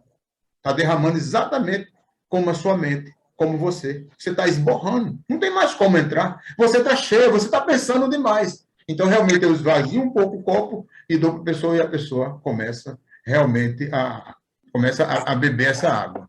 Né? Então, claro que para essas questões também de enxaqueca, de dor de cabeça de uma forma geral, tem esse desconforto enorme, que a gente pode usar várias técnicas, né? Algumas como o Carlos falou, ou a doutora Astir falou, mas aí eu gosto, né? E eu tenho tido bons resultados, pessoal, com EFT, porque a gente vai fazer toda uma avaliação. E vamos ver também a questão da submodalidade. Esse seu desconforto, eu até evito usar a palavra dor, esse seu desconforto, crie um holograma, crie uma imagem, ou crie uma figura geométrica. E que tamanho é? A pessoa diz, é grande, ok, então vamos diminuir. Qual é a cor? Mude de cor. Então a gente começa a mudar toda essa condição, e mudando a submodalidade, como o senhor falou, doutor Osmar, o desconforto maior ele vai entrar em extinção, ele vai realmente diminuir muito. Né? E eu gosto também, em especial, do relaxamento, de uma forma geral. Né? Em especial, a resposta de relaxamento, que é uma condição um pouco diferente, em que a pessoa realmente entra em contato com a Mãe Terra. Se ela entra em contato com a Mãe Terra, consequentemente, ela entra em contato com a mente sábia, né? Que é algo parecido com o que a doutora Astir disse. Se a pessoa entra em contato com isso, realmente ela entra em autocura. A verdade é essa. Daí eu preparo um ambiente, tipo assim, geralmente eu recomendo que se use um emborrachado, como os da yoga. Inclusive, para alguns pacientes, eu mando algumas instruções, alguns exercícios de yoga que vai facilitar, né? Algumas asanas, a questão da respiração. Então, prepara um ambiente, um emborrachado. Nesse emborrachado, o lugar da cabeça, que vai ficar exatamente o pescoço, uma pequena toalha dobrada e 2 almofadas, uma para cada antebraço, o cotovelo encostado, isso é a pessoa deitada, né? o cotovelo encostado, antebraço e mãos apoiados nas almofadas, os joelhos apoiados debaixo de almofada ou de travesseiros, e os pés encostados nas duas almofadas da frente. Então, ele fica numa posição extremamente relaxada. Isso eu chamo de resposta de relaxamento, né? E nessa resposta de relaxamento, ele obrigatoriamente não tem que usar os áudios que eu estou usando, que eu estou recomendando, alguns áudios de auto-hipnose. E às vezes eu pergunto para o paciente assim: o que é que você gosta de escutar? Né? Às vezes teve uma paciente que disse para mim: olha, eu gosto. Eu disse, agora esqueci o nome da banda. Uma banda antiga, aquela que canta. Me esqueci. Às vezes, teve até um paciente que disse: eu gosto de rock pauleira. O que é importante para ele é que ele goste. Se ele gosta, ele entra num transe. Até porque as pessoas, de uma forma geral, são visuais, auditivas ou sinestésicas, de uma forma geral. Então, se ele é mais audível, ele vai entrar com a questão realmente do som. Né? E aí, a pessoa, nesse nível, ela fazendo essa resposta de relaxamento durante 10, 15 minutos, não precisa ser todos os dias. Né? Mas na fase inicial, realmente eu recomendo pelo menos 21 dias ou 30 dias. A pessoa já realmente ameniza demais todo aquele desconforto. Né? E claro, vamos buscar uma lembrança positiva do passado. Né? Algo até que a doutora Astrid também disse, e o Carlos também disse, né? A questão do lugar seguro, uma imagem, uma lembrança do passado que seja glamurosa, né? Que te traga paz e felicidade. E aí eu aplico um signo sinal, uma âncora, só a pessoa entrar, se deitar nesse ambiente maravilhoso, né? Totalmente em contato com o chão, preferencialmente, ou até mesmo na cama. Eu prefiro o chão, porque realmente é o contato com a Mãe Terra, independente de morar em edifícios, não vem o caso. Realmente está em contato com a terra, o piso. Né? E aí ele ficando lá, com certeza ele vai melhorar muito. E fique certo que plantar bananeira realmente tem sido muito bom. Né? E, claro, o FT, nesse caso para enxaqueca, eu ensino todos os 9 pontos, né? E alguma frase básica, tipo assim, à medida que a pessoa vai bater nos pontos, né? Primeiro a pessoa tem que trabalhar a questão da aceitação. Não tem como eu melhorar de um desconforto, de uma doença, não tem como eu me curar, autocura, né? Não no sentido do curandeirismo. Eu me curar se eu não aceitar o que eu tenho. Então, frase do tipo assim: mesmo que eu sinta desconforto, mesmo que eu sinta, às vezes, dor de cabeça ou enxaqueca, eu me aceito e me amo profundo e completamente. E aí, como a gente já definiu a questão das imagens, né, de diminuir e tudo mais, com certeza tudo vai diminuindo e o desconforto, pessoal, vai migrando. Às vezes sai da cabeça para o ombro, sai para as costas, sai para a barriga e vai chegar uma hora realmente que ela some totalmente. Aí você ancora e a pessoa pode trazer isso de volta sempre que precisar. Né? As respirações, a questão da respiração, eu gosto muito, um ciclo de 7 respirações, né? 3 vezes ao dia. E aí, se a pessoa for uma pessoa religiosa, né? Seja uma evangélica mais tradicional ou um católico mais tradicional, eu vou falar alguma coisa da Bíblia, tipo assim: olha, Deus construiu o mundo em 6 dias, descansou no 7º. Então, se você fizer as 7 respirações, como eu estou recomendando, eu tenho certeza que você vai fazer, e cada vez que você fizer, você vai relaxar mais, você vai chegar num nível de sensação de paz, de conforto maravilhoso, digno de você, porque você realmente nasceu para ser feliz, né? Apesar de que, ao longo do tempo, coisas aconteceram e atrapalharam um pouco a sua trilha, mas agora você está voltando ao equilíbrio, né? Voltando ao estado de homeostase, conquistando o que você precisa conquistar e merece. E, em alguns casos, eu passo também uma mandala, né? Eu tenho uma caixinha, me parece que são 30 mandalas, e cada mandala tem um tema específico. Eu mostro a mandala, eu leio a mandala, fotografo e mando. É um show de bola, entendeu? E às vezes, teve uma metáfora que eu usei, aparentemente bem simples, que é o jardim, né? Então, às vezes, só para a pessoa melhorar, eu peço só que a pessoa regue um jardim. Aí vai dizer assim: olha, doutor, eu não tenho jardim. Eu disse: ok, então vai lá numa floricultura e compra especificamente a ceriça. Ceriça é uma planta, né? Para quem conhece, ela produz microflores. São flores pequenas, de 2 milímetros, 3 milímetros. E agoe, simplesmente agoe. E é interessante, quando a pessoa volta numa consulta 15 dias depois ou 30 dias, ela volta bem melhor. Né?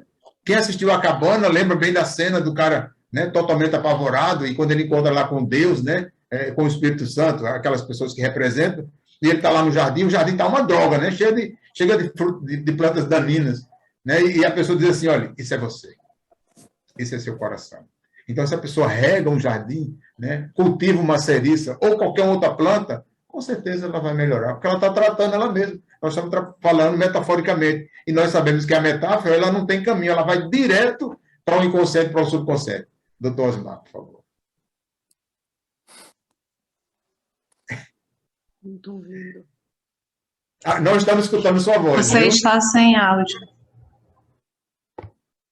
Legal, que é interessante que ele viaja da PNL, passa pelo EFT, TFT, passa pela, né, vai pela imagética, passa pela terapia cognitivo-comportamental, quer dizer, é bastante elaborado e todas essas, com todo este arsenal, sempre tem alguma coisa que funciona mais. E ele termina usando a estratégia bem ericksoniana, que é regar uma plantinha, que na realidade aquele comportamento externo, tá certo? Aquele ritual é um ritual curativo, vamos dizer assim, é a estratégia bem ericksoniana, né? Bacana, é bem elaborado. Astir, e você, Astir? Pois é. Então, ouvindo aí o Medeiros, eu me lembrei muito do Jean, que usava muito EFT, né? Isso, Jean, isso. Então, eu também faço a técnica da EFT, os 9 pontos, e botando as 2 polpas do dedo, e a pessoa fazendo mantra. Apesar dessa enxaqueca, eu me amo e me aceito como eu sou, apesar dessa 7 vezes, o número 7. Então, faço também essa técnica com o EFT, ele batendo suavemente 7 vezes em cada ponto. Eu me amo e me aceito como eu sou, apesar dessa enxaqueca, eu me amo. É uma boa, e para ele fazer também em casa, quando ele tiver sentido aquele... Mas eu aqui da enxaqueca, eu tenho uma técnica que é do professor Marlon Vinícius, que é da piscina, né? Então, pegar o paciente, depois, evidentemente, de fazer toda a anamnese, explicar tudo para ele sobre hipnose, levá-lo a uma piscina de água tépida quente e dizer para ele que aquela água da piscina é uma água que acalma, que modifica, que transforma e que cura. Que toda vez que ele estiver sentindo na pele a água, os movimentos da água, as batidas, as ondinhas da água, ele vai ficando mais tranquilo e vai melhorando. Então, a água quente faz com que ele fica na piscina até a altura da cintura. Ele vai sentir essa água quente. Então, a água quente vai fazer com que haja uma vasodilatação da parte inferior do corpo. Então, o fluxo de sangue desce e alivia a enxaqueca que estava a pressão lá em cima. Então, e aí você vai falando, é água que cura, que massageia, vai diminuindo, está lavando, está limpando, está modificando, você está se sentindo mais calmo, relaxado, até ele pergunta como é que está o nível da sua dor. Aí ele vai falando até ficar relaxado, e quando ele diz, não, agora estou relaxado, sem tensão nenhuma, estou livre, aí você dá a ordem. Sempre que ele tiver com aquele sofrimento, se voltar a enxaqueca, ele tiver esse sofrimento, que ele feche os olhos e se transporte para aquele lugar seguro e agradável, que é a piscina com água tépida, quente, e faça esse exercício que imediatamente ele vai ficar livre da dor e daquela tensão, daquele sofrimento, para ele aprender a usar consigo mesmo. Então, eu uso isso. E tem também a metáfora do tamanho, que tamanho é a sua enxaqueca? É do tamanho de um limão? É do tamanho de uma laranja ou de uma melancia? Aí ele vai escolher o tamanho. Aí bota na mão não dominante, né? E fala para ele que ele vai dar um soco, o maior soco, o soco mais forte da vida dele, e que aquela dor que é representada pelo limão, ou pela laranja, ou pela melancia, vai subir no espaço sideral, né? Vai além da lei da gravidade, vai sumir, que vai sumir para sempre, junto com aquela dor, aquele desconforto, né? Para ele se ver livre do desconforto. E sempre sondar, antes de colocar em transe, quais são os fatores que desencadeiam essa enxaqueca. O que aconteceu com ele antes? Quais as situações em que ele se sentiu com esse grave incômodo? E em que situações ele sentiu grave incômodo e ele conseguiu resolver sozinho, para ele aprender que ele mesmo tem recursos próprios que talvez não está sabendo acionar esses recursos. Para ele fazer esse link. Eu estava com enxaqueca, mas nessa situação eu fiz isso e deu certo. E sempre ela vem acompanhada quando eu brigo com o meu marido, ou quando tem discussão com o meu chefe, desentendimento com o meu filho, ou se eu comia comida muito gordurosa, muito rápida. Então, até para fazer dos fatores que desencadeia e as soluções encontradas. Outra coisa também que a Magna gosta muito de coisificar, né? A Magna gosta muito dessa expressão de coisificar, que é a imagética, né? Coisificar a enxaqueca, com que se parece a sua enxaqueca? É o CPF. Exatamente. Cor, peso e forma. E qual a solução? Né? Como o Osmar diz, mais esdrúxulas que apareçam são as mais fortes, que dá mais resultado. E mostrar a ele que ele é capaz de criar solução. Uma vez deu que era um lagarto muito bravo. E qual a solução? Uma pena. Como é que ele ia enfrentar um lagarto bravo com a pena? Você vê que é uma coisa muito, muito díspare, muito diferente. Então, ele mesmo fazer a solução daquele problema com a sugestão que ele deu, com a imaginação que veio à sua mente, espontaneamente, aquilo que primeiro vier à sua mente. Então, são essas estratégias que se usa, evidentemente, claro que quando a pessoa chega com enxaqueca nesse nível, ele já passou em todos os profissionais, já foi descartada as coisas orgânicas, outras coisas que porventura ele possa ter.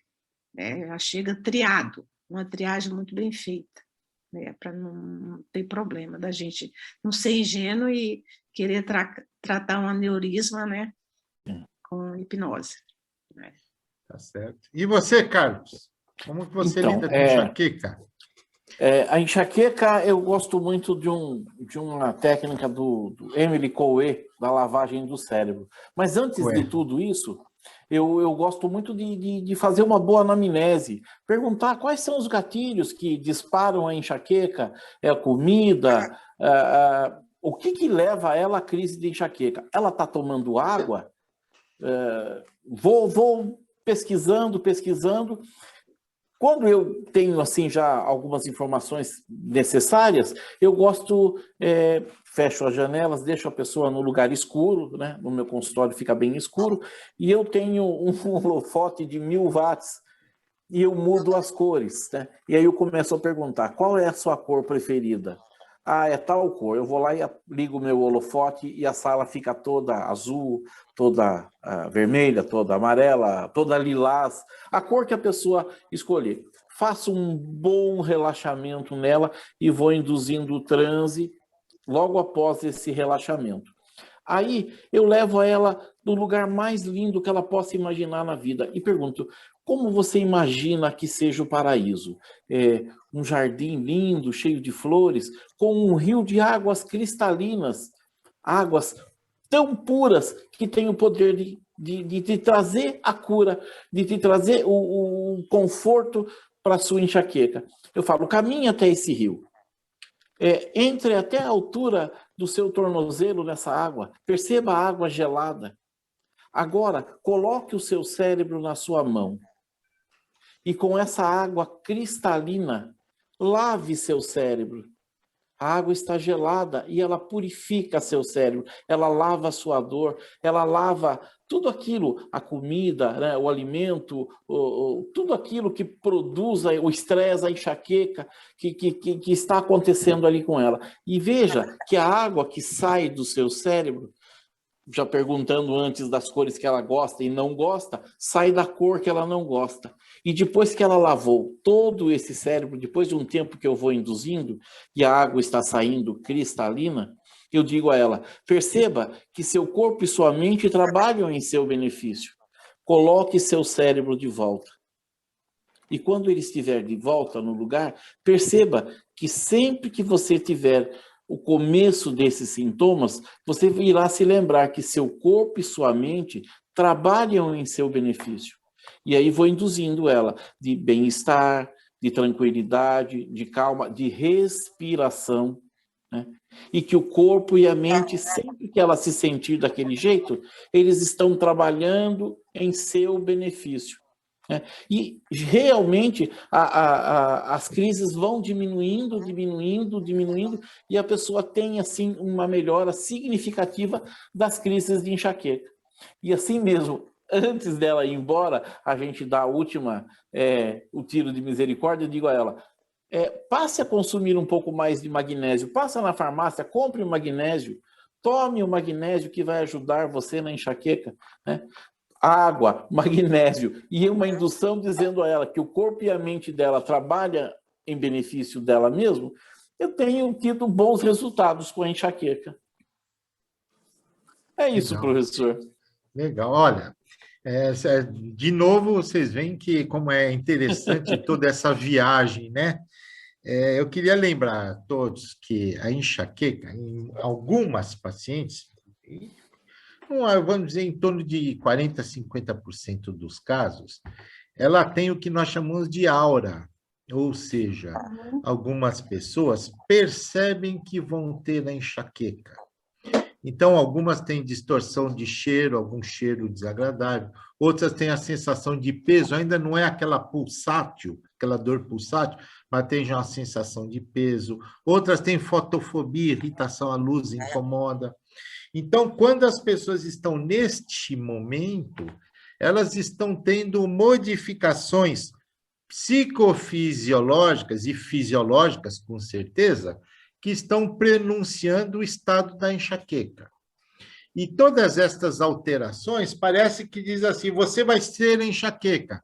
E aquilo que o Medeiros falou, eu sei que eu vou ter a enxaqueca, né? Quer dizer, já é uma crença, né, já bem estabilizada na cabeça dela.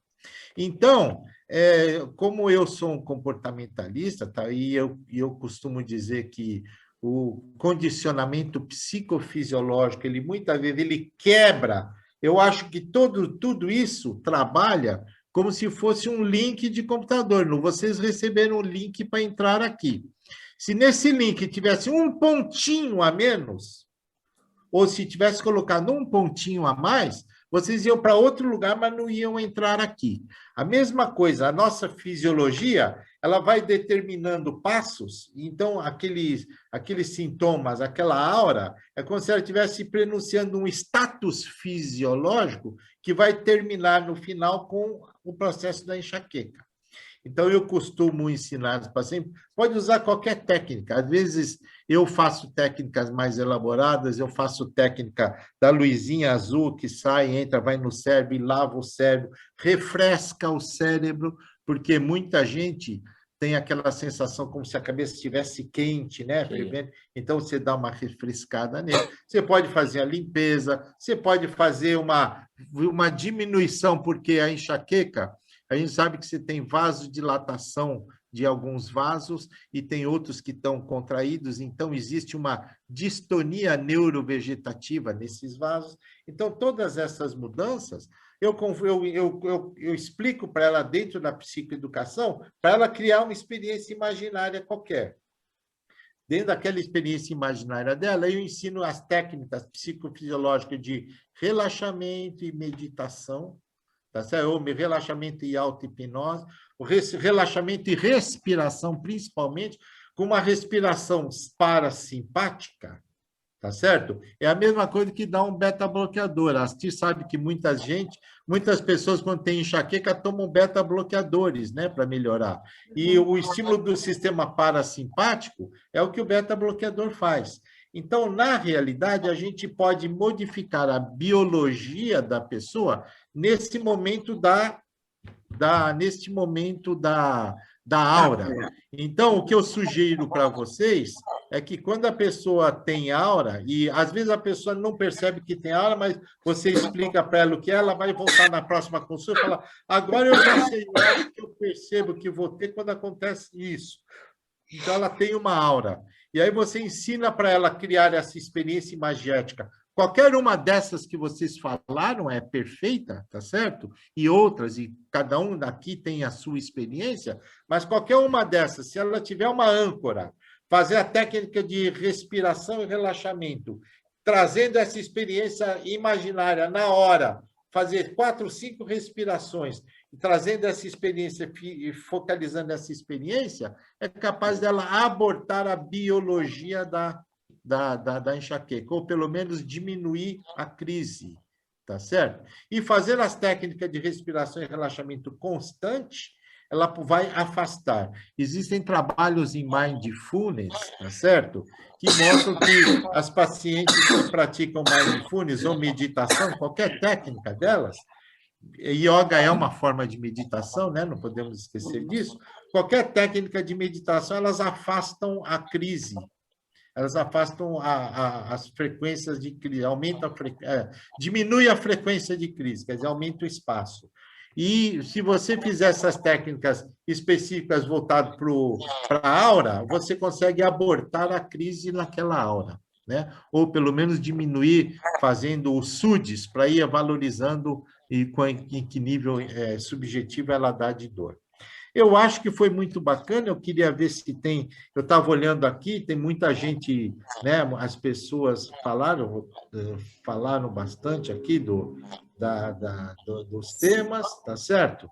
Muita gente pedindo gratidão. Eu quero dizer que o guru José Medeiros estava por aqui, não sei se ele ainda está, mas o doutor Luiz Célio esteve por aqui, não sei se ele já saiu. Mas eu queria ver se alguém tem mais alguma coisa que queira falar, se alguém da plateia tem alguma coisa a falar, comentar, né? A reunião muito rica. E, olha, muitos que perderam a conexão voltaram, quer dizer, o pessoal está aqui, os livros citados estão aqui no bate-papo, tá certo? E tem também um link para fazer a inscrição, que eu sempre peço para fazer lá a presença, porque essas reuniões são da universidade, e eu preciso desta presença para justificar as reuniões, continuar sendo uma atividade da universidade, né? Então, eu agradeço a todos vocês. Eu queria, antes quer dizer, antes de me despedir, eu vou compartilhar com vocês na tela uma coisinha rapidinha, se vocês me permitirem, tá? Quer dizer, se eu achar onde está. Era só um pouquinho. Agora eu perdi. Bom, deixa. Depois eu falo, eu perdi. É o seguinte, eu queria dizer para todos vocês que quem vê no grupo de estudos de hipnose, mesmo no Facebook, eu já divulguei,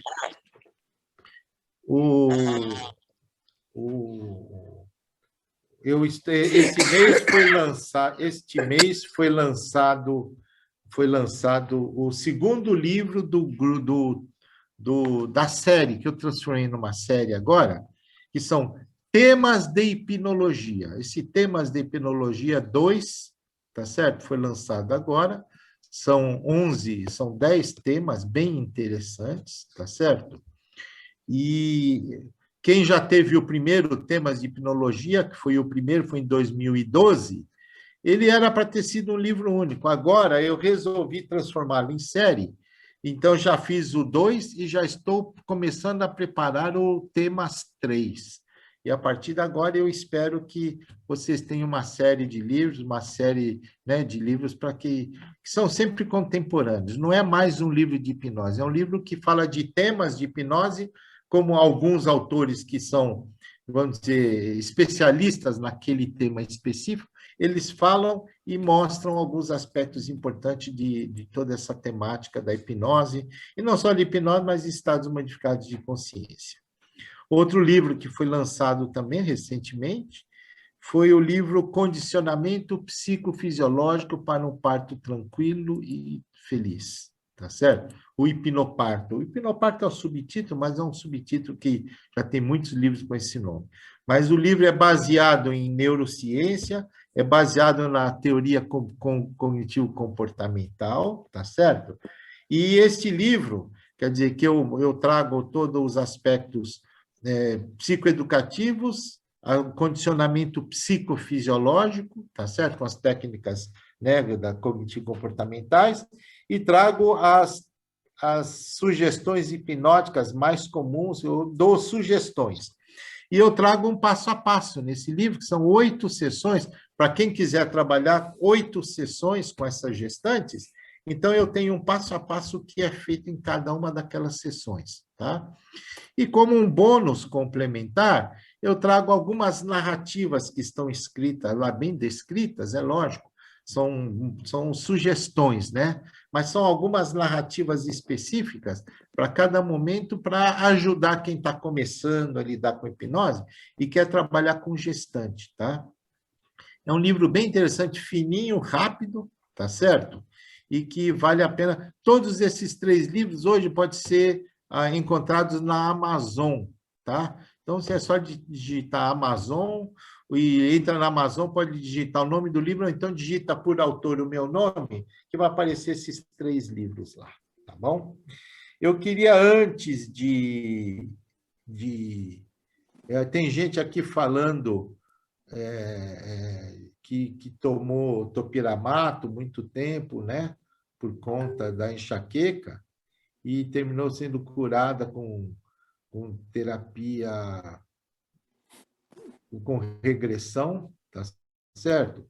E com constelação hipnótica, que é uma forma de regressão dentro da visão biohipnodramaturgia, dramatúrgica, hipnobiodramatúrgica, que começou lá na dramaturgia do Moreno e foi modificando, e uma colega nossa, do grupo de estudos, fez uma tese de mestrado em hipnobiodramaturgia, e disso aí tudo terminou derivando o que hoje se chama constelação familiar e outras formas também, mas todas elas têm uma sequência, né?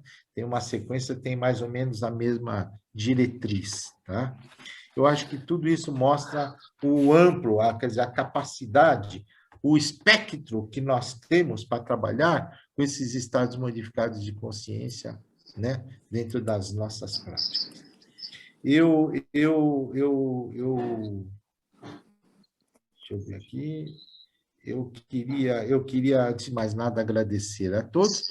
Eu vou dar uma passada rápida para cada um de vocês, para vocês darem o finalzinho aí, falar alguma coisa que vocês queiram complementar da fala de vocês, e depois eu termino. Mas vamos dar uma passada geral. Zé Medeiros.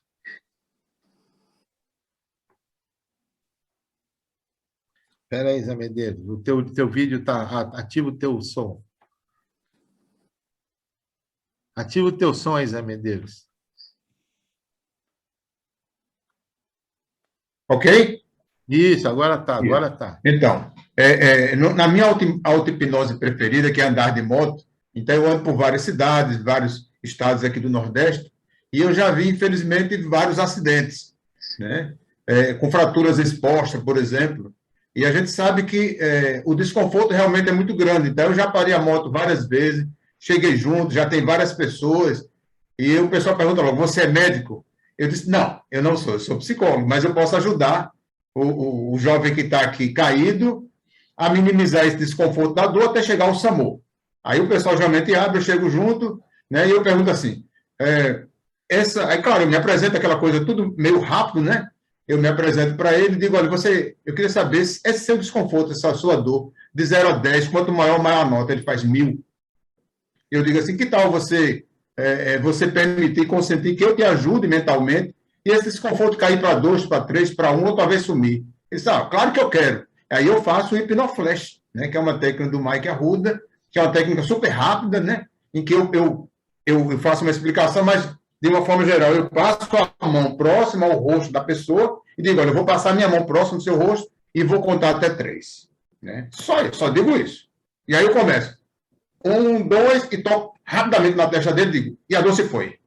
A sugestão ela vai direto assim. Ele espera que eu conte até 3, eu conto só até 2. 1, 2, bem rápido. E a dor se foi.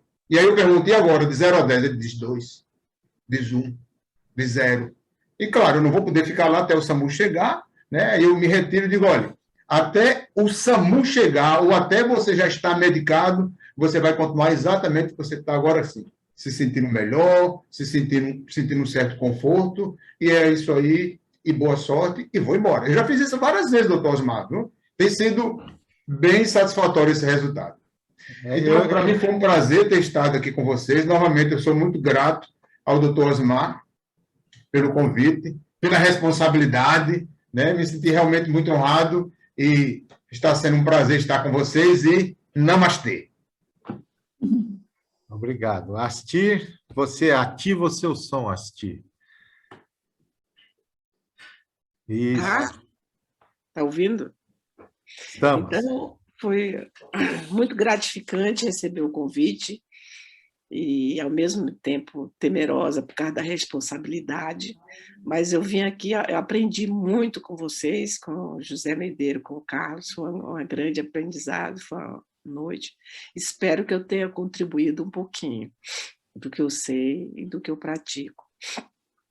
E peço desculpas se não cheguei a contemplar todos quanto à expectativa, mas a gente vai aprendendo e cada vez que se aprende, o que a gente aprende, a gente distribui.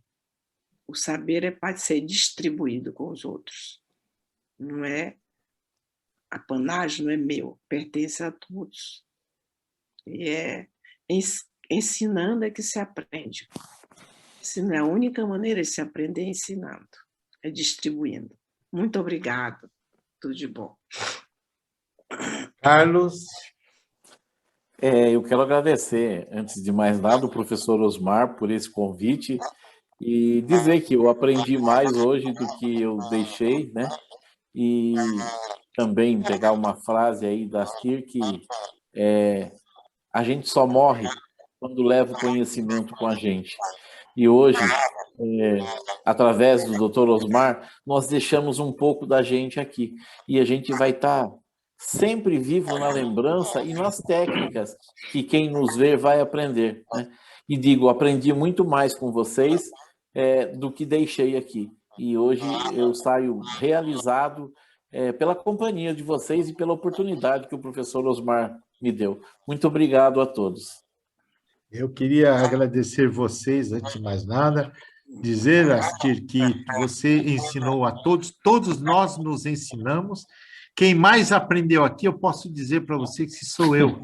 Eu sempre aprendo com vocês. Sabe por quê? Porque é aquela velha história. Eu aprendo, vejo técnica de vocês, amanhã eu estou ensinando, e a narrativa de cada um é diferente, mas sempre tem um detalhe de uma narrativa e um detalhe de outra narrativa que serve para a gente. Então, todos nós estamos sempre aprendendo com todos, né? Eu queria, mais uma vez, agradecer vocês, dizer que no mês que vem, talvez tenhamos uma mesa voltada para a sexualidade, estamos vendo aí os autores, um deles convidado está aqui, o Sérgio Henrique, e a outra está me devendo aí uma resposta, mas eu tenho a impressão que será positiva, e nós vamos caminhando com o nosso grupo de estudos. Espero sempre ter a presença de todos. E vocês todos serão relembrados posteriormente, porque tudo isso vai para o nosso para o nosso canal do YouTube e estará lá sempre à disposição. Eu vou dizer para vocês uma coisa interessante. Eu tenho usado muito essas nossas reuniões, gente, em cursos. O pessoal fala, nós já tivemos reunião de regressão, reunião de psicossomática, reunião de tudo, né? Então, quando eu dou uma aula, eu falo alguma aula, técnica de regressão, técnica de gerenciamento de estresse, técnica de parto, qualquer técnica que eu falo, entre no canal de YouTube e assistam a reunião que aconteceu lá, que está lá nessa data, que foi uma reunião com esse tema. E vocês vão ver um monte de gente falando e perguntando sobre o tema. Isso enriquece muito mais o aprendizado do que o simples orientação que eu estou dando aqui para vocês.